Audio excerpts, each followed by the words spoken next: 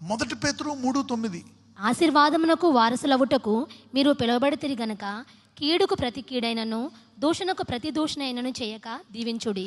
Now this is the main key. చాలా మంది చెప్తా ఉంటారు, మమ్మల్ని శపించేస్తారు.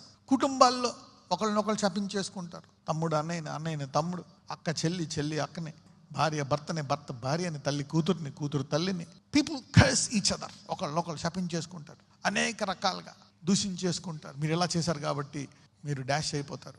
మీరు ఫిలప్ చేసుకోండి, ఏ మాటలు ఫిలప్ చేసుకోండి. అంటే ఆశీర్వాదమునకు వారసులగుటకు మీరు పిలవబడితిరి గనుక కీడుకు ప్రతి కీడు చేయకూడదంట. దూషణకు ప్రతి దూషణ చేయక ఏం చేయాలంట? దీవించడం అనేది తర్వాత. కనీసం కీడుకు ప్రతి కీడు, దూషణకు ప్రతి దూషణ. మీరు వీళ్ళు అన్యాయం చేశారు కాబట్టి వాళ్ళు ఎలాగ అయిపోతారు, ఇది కామన్. అయితే ఇక్కడ బైబిల్ ఏం చెప్తుంది? అనేక ఆశీర్వాదాలకు వారసులమంట మనం.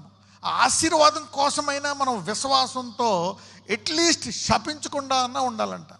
Never curse. విశ్వాసుల్ని కాదు, అవిశ్వాసుల్ని, భూలోకంలో ఎవరిని కూడా.